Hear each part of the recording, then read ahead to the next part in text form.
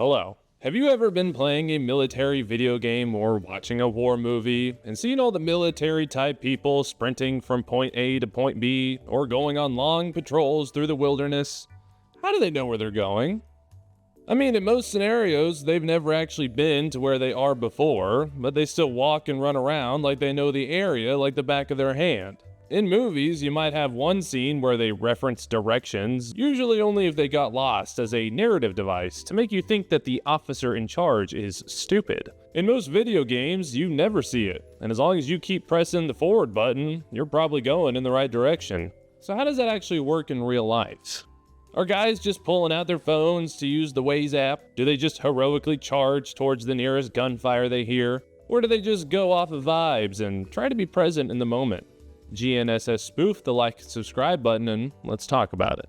Now, when I started writing this video, I kind of struggled to come up with a solid answer to the question. It's kind of like asking, how long is a piece of string? Because it depends was the first thing I thought about. If this was some shitty AI-generated YouTube short, I'd say something along the lines of, Global Positioning System, or GPS, lets soldiers know where they are by knowing where they aren't. Like and follow for more. But AI-generated YouTube shorts are the scourge of the earth, so I will not be doing that. Asking how soldiers know where to go is one of those questions that can be super simple, but there's a lot more that goes into it than people probably think. First, to know where you're going, naturally you have to be going somewhere, and that somewhere is usually dictated by the presence of bad guys, or however you want to call it. Assuming soldiers aren't just going on long walks in a war zone just for the hell of it, once you know where the bad guys are, you have to figure out a way to get there, which is its own thing. And in order to know how to get to where the bad guys are, you have to know where you yourself are in the first place, which is also its own thing. We're going to be working a little out of order in this case, because I think it's the easiest way to come up with an answer. So first, if we assume the troops are going where the bad guys are, how do they know where the bad guys are in the first place? These days, the short answer is, we kinda don't. As convenient as it was, we're past the days of two armies setting up camps within eyesight of each other and waiting for the weather to be nice before both sides slowly march towards each other. In the initial planning phase of an operation, you quite literally do not know where the bad guys are. Sure, we might know that they're in a certain town or in a general area, but that's about it. Unfortunately, that is not specific enough. We need to literally know where they are. We do that by conducting reconnaissance. Either send out a small team to scout it out, or more likely these days, just fly a drone over. But both of these have their limitations. The scout team is only going to be able to see so much from the ground, and they have to stay far enough away to not get spotted themselves. Drones are great because they get a bird's eye view of the whole thing, but they're not always going to have the loitering time, basically the amount of time they can spend flying around an objective, and it's getting really easy to detect and jam them. Mission planners have to be very, very deliberate on where they expend the limited reconnaissance assets that they do have. You only have so many scouts and drones, and you only have so much time before you have to conduct your mission, so you have to pick and choose where exactly you want to send these and what you want them to be looking for. Commanders do this by quite literally guessing where they think the bad guys would be posted up at. This is called Enemy Course of Action, or ECOA development. Basically, you pretend that you are the bad guys, and knowing the weapons, gear, and vehicles they're using, you arrange them along an objective where it would make the most sense for them to be. Machine guns are probably going to be placed at key road intersections. Enemy snipers are going to be trying to spot you along a certain ridge line. Mortar sections aren't going to be charging at you with rusty can openers across an open field. Their prob's going to be in the back and well protected. The areas that you think the bad guys are going to be posted up at are called NAIs, or Named Areas of Interest. And these are the areas that you leverage your reconnaissance assets towards. Whether it be a drone or some dude with a fancy set of overpriced binoculars, they're going to be either confirming or denying what you thought the enemy disposition was going to be. Enemy disposition basically means who they are, how many of them are there, what are they doing now, and what are they capable of doing. So if I expected two guys on a hill sharing a slingshot, and I actually got a squad of kitted up Uzbek walker gears, I'm gonna need to adjust my plan.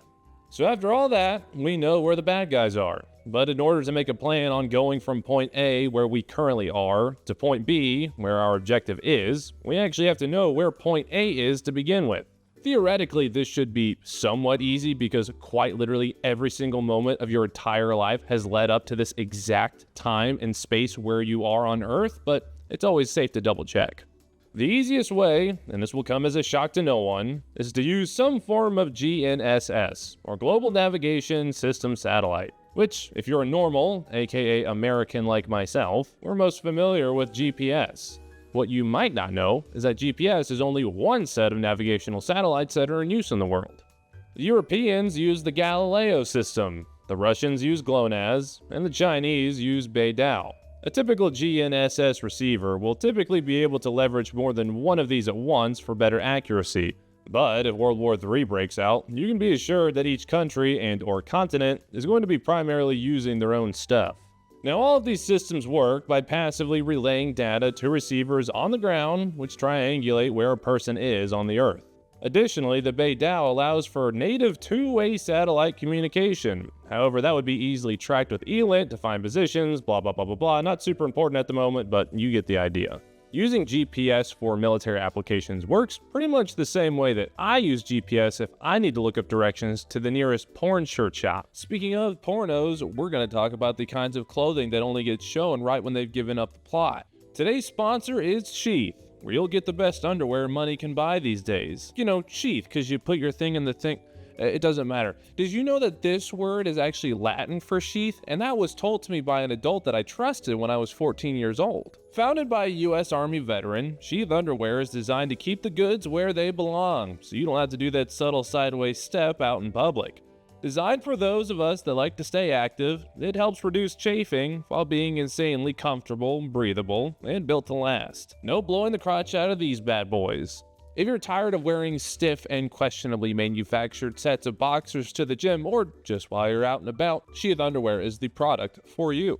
If you use my code where you see right here, Justin20, you can get 20% off your order and free shipping if your order is over $100. Look, they even put my name on the website. Wasn't that nice of them? Thank you to Sheath for helping support the channel. Now back to the video. And one of the first biggest uses for it was in Desert Storm, to navigate tanks in areas where navigation otherwise would have been damn near impossible and get an absolute dunk on Saddam's army. But as great as it is, it's really easy to disrupt. GPS gives off pretty weak signals, and that signal frequency is known to anyone who doesn't live under a rock, meaning all you have to do is broadcast on said signal at a higher strength. Then you've essentially just blocked all access. Things like the Russian Krasuka 4 and Pol 21 were built for this exact purpose. You can also spoof these signals, essentially transmitting signals that look like GPS signals that will throw off any kind of navigation. Overwhelming the frequency causes a blackout effect. Spoofing just gives you the wrong location, which is actually a lot worse. If you're in a GPS blackout, you'll just choose a different navigational method. If you're spoofed, you might not know it. The next thing you know, you're a mile off from where you actually need it to be.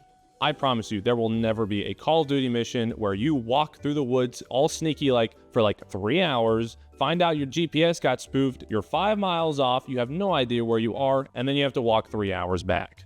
When all else fails, at the end of the day, you can't jam a map. I guess theoretically you could have a drone with a laser that detects enemy maps and zaps them on fire, but that's a whole other juice versus squeeze conversation. The best way to figure out where you are on a map is to simply find someone nearby that knows where you are on said map so they can tell you. The second best way is resection, where you find 2 easily identifiable places on a map, like a hill or a radio tower, figure out the angle between you and those 2 points, and where your lines converge, that's where you are. So we know where the bad guys are, we know where we are, so here's the big question, how do we get there? The answer, like most things, is it depends, because there are about 1 bajillion factors that you have to consider. Are we walking, flying, or driving? What kind of terrain are we covering? How far are we actually going? Are we marching towards an enemy mechanized brigade, or are we just meandering back to pick up more ammo? How much time do we have to get there? Is it day or nighttime? What's the weather like? Is a creek bed dried up because it hasn't rained all month and we can walk across it, or is it currently a small river? Do they already know we're coming, or are we trying to be all sneaky-like? How big is the group going? Is it the whole 120-person company, or just a 4-man team? Are we rolling light and can scale a mountain relatively easy, or are we rocking heavy and bringing everything except the kitchen sink with us? All of those things and more, honestly, factor into the route that you will build to get from A to B. There's also an important distinction to make when we're talking about getting from point A to point B. In the world of military stuff, you have movement and you have maneuver. These might sound like the exact same thing, but if you're anal retentive like me, they ain't. Movement quite literally means our ability to move through that area. Can a person physically walk there, or can a vehicle drive through it? On the other hand, maneuver in a very broad sense means, can we fight there? Can I drive across a long bridge over a river all day long? If I get ambushed on said bridge, can I effectively respond and try to gain a positional advantage? Hell no. Ideally, you're going to want to pick routes that you can move and maneuver through. Obviously, there are going to be locations where that is impossible, but you want to keep those to a minimum. Would it be faster to take the road straight into the town we're attacking? Sure would be. Is that a good idea? Well, probs not if we want to live long enough to finally play Grand Theft Auto 6. And that looks very different based on if you're walking or in a vehicle. Dudes on their feet can maneuver pretty much anywhere that isn't the literal ocean. Vehicles, not so much. Most of the time, if you have vehicles in your movement plan, they'll get the dudes most of the way there and then drop them off a couple hundred meters away from the actual location, and then they'll finish up the movement on foot. This way you can leverage the speed of the vehicles with the maneuverability of a dismounted infantry person. It's also usually a good idea to have vehicles and infantry moving separately, with infantry moving through thick terrain that would hold other enemy infantry waiting to ambush the vehicles, while your own vehicles stick to roads and open areas where their armor and larger weapon systems have a bigger advantage. Now, we've talked about GPS being a lost soldier's best friend, but what do you do when it does get jammed or spoofed? If you're on foot, use the good old-fashioned land navigation. That, essentially, looks like this. First, we get some coordinates of where you are and where you're going. Military coordinates are going to be using MGRS, or Military Grid Reference System. This is the NATO standard, and a standard set of coordinates would look something like this. 14 Romeo, Mike Papa, 52783, 47075. If you are currently typing out a comment on how I said 3 and 5 instead of tree and 5, I'm going to assume you also say over when you're on a Zoom meeting with your boss. There will be no boomer vet behavior on this channel. Now, 14 Romeo is the grid zone designator, basically which giant chunk of the earth you happen to be on at that very moment. And Mike Papa is the 100,000 meters square identifier nested within that grid zone designator. The last two set of numbers are our X and Y coordinates. The first two numbers get us within 10,000 meters, the next within 1,000, third is 100 meters of precision, then 10 meters, and then 1. Unless you're specifically using a GPS, you're typically going to see 8-digit grid coordinates, which is the standard for navigation. 6 digits is fine if you're just trying to label a general area like a field or a village, but it's not precise enough for travel. And 10-digit grids are generally overkill for navigation, and not something you can realistically do by hand with a pencil and protractor. So if we follow these specific coordinates, we get this location. Would you look at that? It's my ex-girlfriend's workplace. And yeah, if you need to know like the actual direction you need to be facing while you're going, you use what's called an azimuth. An azimuth is basically the angle that you're at in reference to north. North is 0, east is 90, south is 180, and west is 270. Now of note, there are actually 3 norths, and they are not all created equal. You have true north, which points towards the North Star, and since we're not sailors in the 1700s, we're just going to ignore that one for now. The two that soldiers are going to use is grid and magnetic north.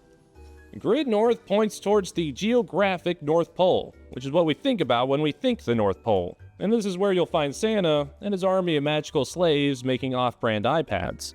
But that is not where your compass is going to be pointing. Compasses point towards the magnetic North Pole, which has to do with the specific orientation of the Earth's core, and it's constantly moving. Depending on where you are on Earth, you adjust your azimuth to account for the difference between grid and magnetic in order to get the direction you need to go. Do some quick measuring as to how far you're actually going, and you're basically ready to step off. But if guys are just walking around in the woods, how do they know how far they've gone, especially if there's no like easily identifiable things around them to go off of? You literally just count how many steps you've taken. This is called a pace count, and it's basically the number of steps you have to take to go 100 meters or 1/10 of a grid square. Personally, I know my pace count is 62, so if I wanted to go like 200 meters, I would just count 124 steps, and I should be there. Now that I've probably lost the majority of my audience talking about the Earth's core and how to use a compass, how do you do all this inside of a vehicle? Well, the upside is that if you're in a vehicle, you're generally in an area with more identifiable landmarks, or at least in an open enough spot that you can terrain associate to some degree. But the real trick is when you use an INS, or inertial navigation system. Without getting too dorky science virgin on you guys, these use gyroscopes and accelerometers to detect how fast you've been going and for how long, which is essentially the vehicle's pace count. This is also how tanks stabilize their guns, and what makes the beer drinking app on your phone just so darn believable. Now those are the super basics of navigation, but everything I've talked about so far really only works for the woods or an open field or at most a rural setting. So how would you do this in a densely populated urban setting? Those pose a challenge of their own, and one of them again being GPS related. GPS receivers need clear line of sight to a satellite. If the buildings are tall enough, it causes something called multipathing, where the signal bounces around the exteriors and gives you the wrong location, basically automatically spoofing you. If you've ever been in a big city and wondered why it took so long for your GPS to figure out which direction you needed to be going, and then at some point it just magically teleported your location into the middle of a building's wall, now you know. Plus, the GPS that you use to get around town on your phone is going to find the most efficient route to get you to a certain place. Paths of least resistance, like the one you take to work or to school, are also going to be the ones most heavily defended, mined, or blocked off with obstacles. If you are really in a hurry to get ambushed, by all means, whip out Google Maps. If not, I wouldn't advise it. Maps and satellite images are good, obviously, as long as you have very up-to-date and detailed ones. A ridge line out in the middle of nowhere is always going to be an easily identifiable thing to see. But buildings get torn down, roads change names, and construction is always happening somewhere. You could plan to set up a relay station in an empty yard, only to find that yet another half-empty apartment complex has been built there, or even worse, one of those millennial noun and noun outdoor bars where you have to sit on a picnic bench in the sun while paying $15 for a shitty microbrew, and then 2011 hipster music is playing and someone's labradoodle just took an open-air shit right next to you. Navigating by street signs can be done, assuming that the streets are actually labeled and in a language with a writing system that matches your own. That's why most militaries will just make up very easily identifiable and rememberable names for major roadways. For example, if I'm fighting in the streets of some random Uzbek town, and there's a large road that divides the town in half, making it both important and easily identifiable, I'm not going to try to either remember and or pronounce what this says. I'm just going to label it MSR Red. Urban centers get sectioned off into different areas, typically in easily identifiable chunks based on the road network, and the names try to follow some sort of logical flow. For example, if this is MSR Red, I would name this MSR Pink and this MSR Orange. If I wanted to seize a section of the city, these apartment buildings right here, I would reference their location based on easily identifiable intersections here, here, here, and here, and then label each building with a number. So theoretically, if I was staged in this stadium and wanted to seize these apartment complexes, I would tell someone to take MSR Red north until they hit the large three-way intersection labeled Checkpoint 1, go west on MSR Pink, and seize buildings 1 through 5. Hopefully, the response from that would be, hey, this is a dumb idea. We should bound through the areas with good tree concealment right here, and then only have to do a single road LDA crossing while exposing us to the fewest windows. But that's neither here nor there. Now that is an overly simplified version of urban navigation, and there's a lot more variables that can make life harder if you're trying to go places in a tactical setting. One of those things is good old-fashioned rubble. You know, the chunky bits that fall off when you level a building. Rubble actually causes really big issues, especially if it's widespread. By virtue of there being rubble, that means an easily identifiable location that was probably on a satellite image or map is now gone. Rubble blocks roads, so now a route that you felt comfortable with taking is completely impassable. So now you gotta find some other way of getting around. There are also really good spots to put down booby traps, great places for enemies to fight from, and they just add to the overall clusterfuck of confusion that is fighting in an urban setting. I think the so what of this video was really to show that unlike in video games where you somehow have some omniscient ability to navigate through unfamiliar buildings, alleyways, and sewer systems, that's not really how life works.